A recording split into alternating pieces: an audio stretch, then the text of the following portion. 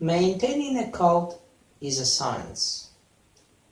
Using a term cult in relation to passionate attachment of Apple fans towards their object of adoration is not considered by them as an offense.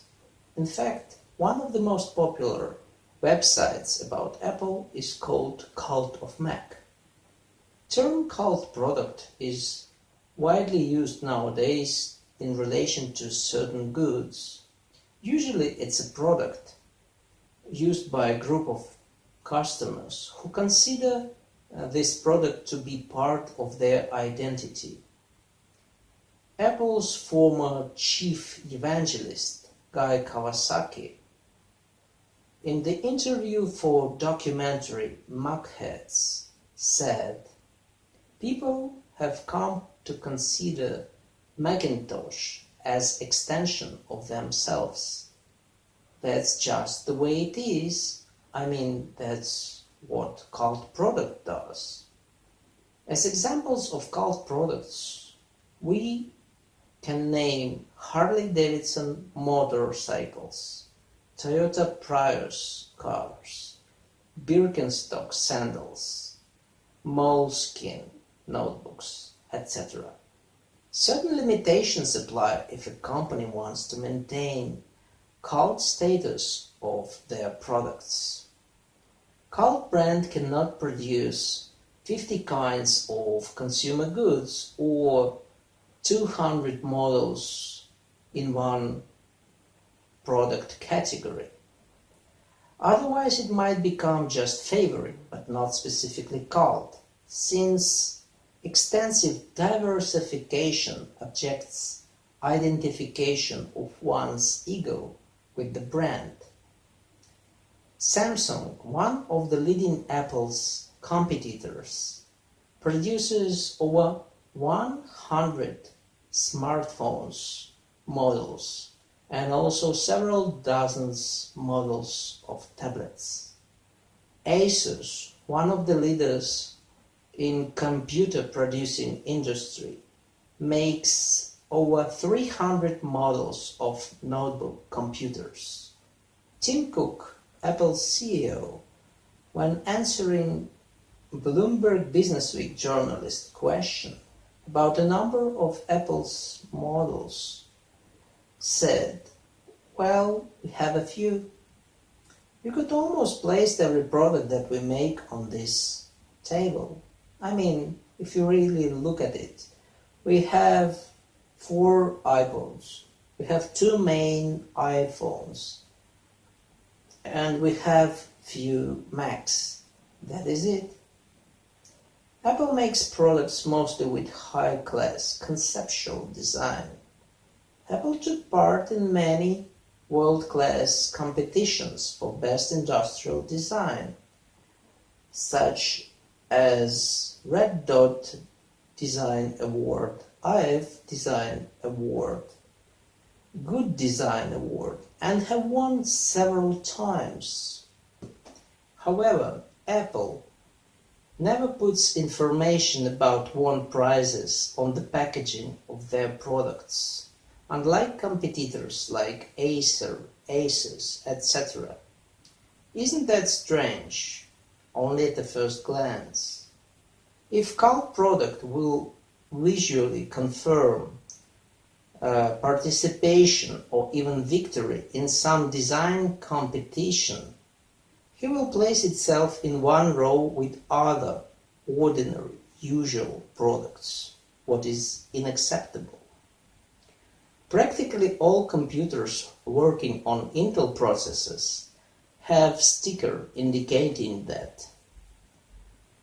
All Apple computers work on Intel processors, but none of them have such stickers. Cult product should not inform customers that it consists of the same primordial elements as other usual ones and should not get in the same line with them. According to information from CNN Fortune internet site. In materials intended for Apple distributors, it is clearly stated that computers, tablets, phones, and majority of MP3 players cannot be used as a free prizes.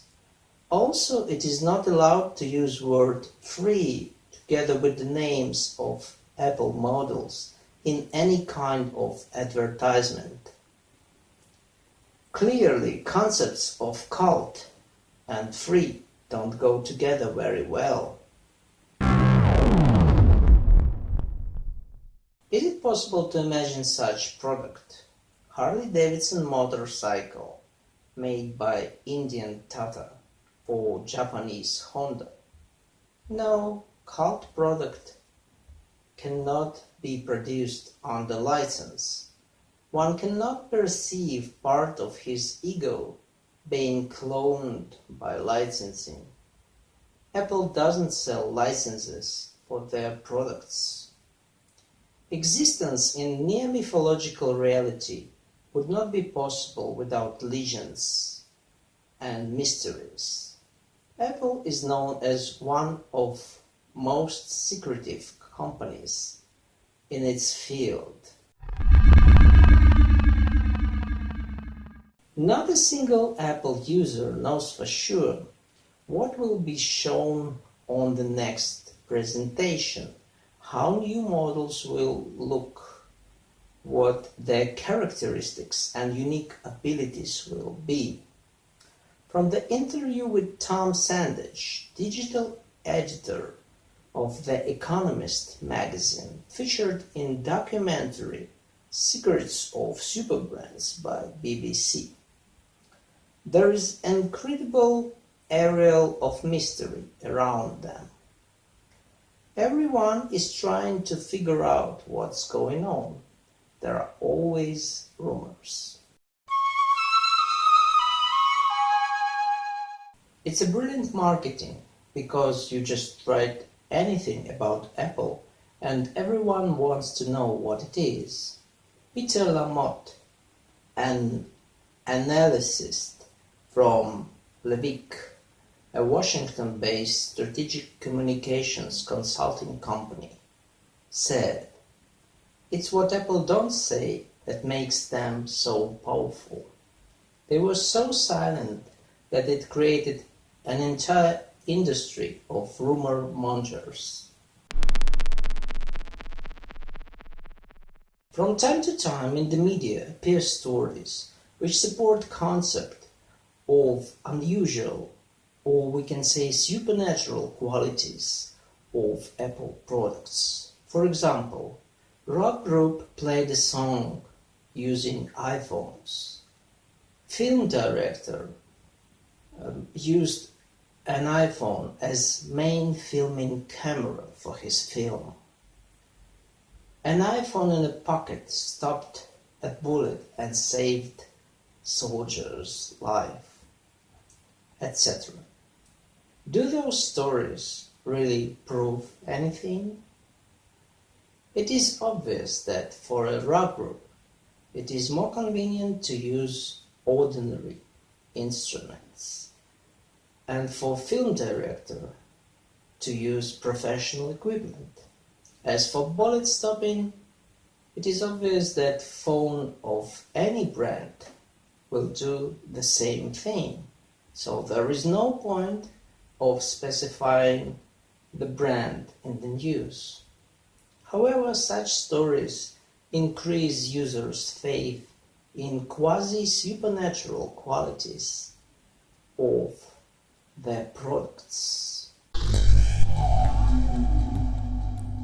Chief editor of Moscow Mobile Review internet site, Eldar Mortazin, once claimed on a live program on Echo of Moscow radio, "Apple company uses war propaganda techniques for many years, what creates sort of quasi-religion around them. Classical war propaganda logic known to us from historical examples is very simple. We are always right. Word "we" is used here in an abstract sense as a principle. Due to restrictions of a genre, nobody can afford to doubt his rightness or to admit that his enemy is actually right. Accordingly, the manner of presenting the news is such that our actions are always heroic and smart, and enemies' actions are quite the opposite. For such purpose, dichotomy of the words is being used, which have the same meaning but different emotional bias. For example, spy or intelligence agent, insurgent or freedom fighter, etc.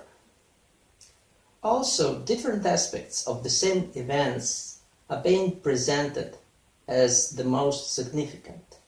For example, it is well known that army advancing on enemy's position normally suffers heavier losses than its counterpart, especially in urban clashes.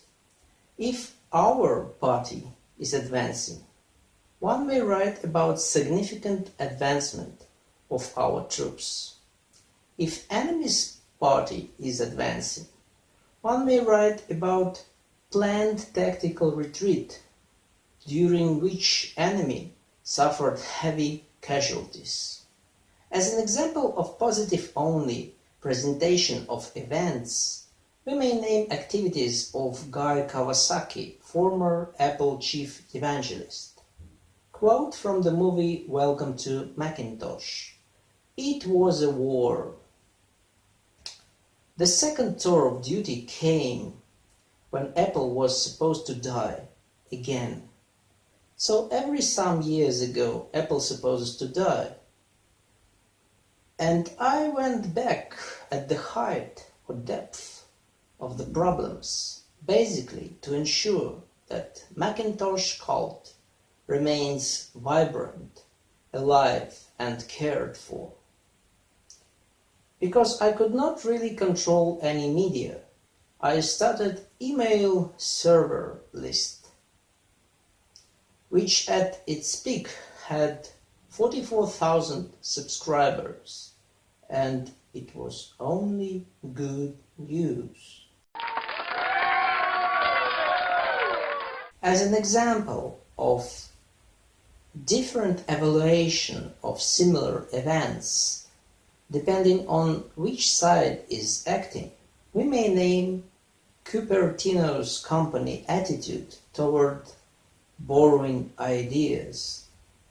It's not a secret that idea of graphical user interface, which became one of the main advantages of Mac computers, Apple has borrowed from computerized workplace developed by Xerox Corporation in Palo Alto Research Center.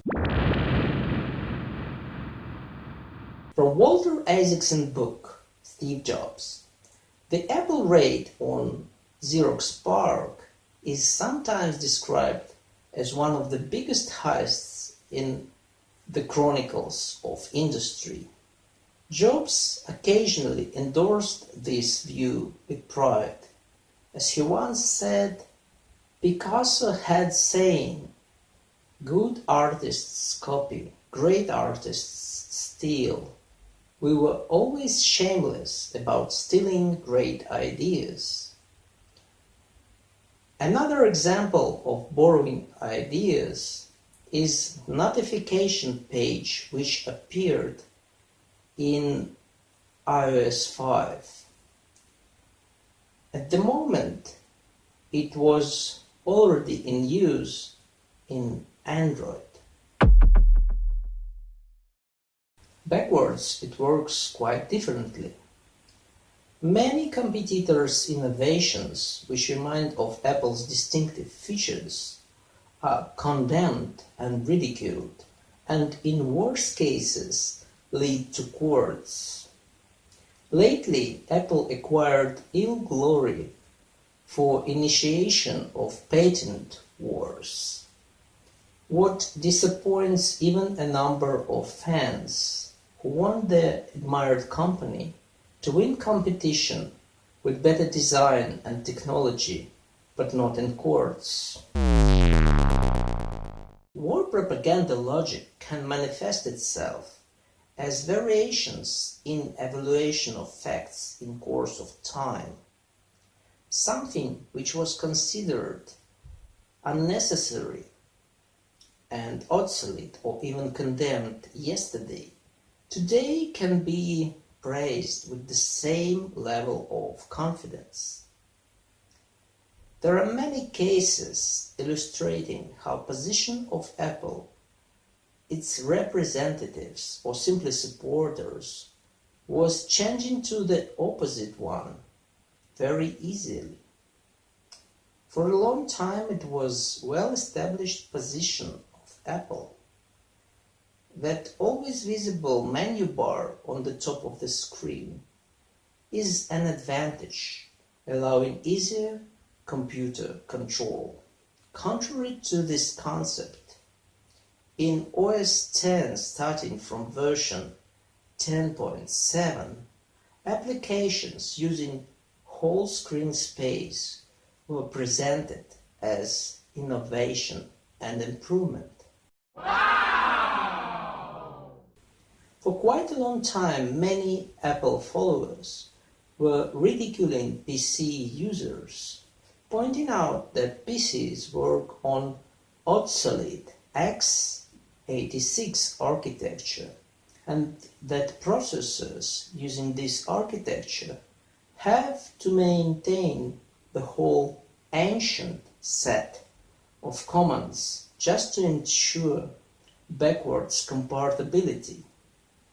When Apple itself switched to Intel, suddenly everybody figured out that this is not a problem for anyone. There is a famous saying attributed to British Prime Minister Benjamin Disraeli. There are three kinds of lies: lies, damn lies, and statistics. We will demonstrate here that if one can select which exactly statistics will be presented to the public, there is absolutely no need for him to use lies. There are plenty of options how statistical lies can be done. Which periods will be compared? By which parameter comparing will be done? With which competitor, etc. This can be illustrated with selecting a photo for user picture in a social network. One can use photograph taken from the front, profile, half profile, full length, or just the face, in a swimsuit, in an office suit, or in a trendy casuals. Everyone can show an observer his best features and hide his problems, all this absolutely legitimately. To illustrate this, let us have a look at the following example. One company has sold its products in the first quarter worth $100 million. In the second quarter worth $80 million. In the third quarter worth $50 million. And in the fourth quarter worth $55 million. If we will compare first and the last quarter, we will see decline of sales by 45%. But we don't have actually to present this in this way. If we are allowed to select which exactly statistics will be shown to the public, we can compare third and fourth quarters and show to the public following statement. In relation to previous quarter, sales in the current quarter have risen by 10%. If we so desire, we can make variety of statistical cross-sections. For example, current quarter in relation to the same quarter of the previous year, current quarter in relation to year's average, first 6 months of the year in relation to second 6 months of the year, etc. We can choose the one which features situation in the best way. From time to time in the news appear stories that during first hour or first day of sales, several millions of iPhones or iPads were sold. Do those stories really prove anything? Apple already has an army of devoted fans, many of which are ready to buy any gadget at the very release date. It is difficult to classify them as innovators or early adapters according to Rogers' technology adaptation life cycle.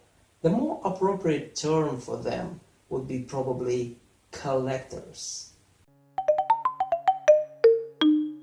From time to time, Apple proudly announces that number of applications in the App Store have reached certain new level. Recently it was something like 2 millions. Actually, quality of apps selection depends on availability of blockbuster games and utilities. Normally, the number of really interesting applications which become featured by magazines and bloggers is just a fraction of hordes of other apps. Other applications usually are just their attempts of novice coders to earn some cash and attention. From J.S. Eliot book, The Steve Jobs Way. Sure, probably 80 or 90% of iPhone apps are of limited interest.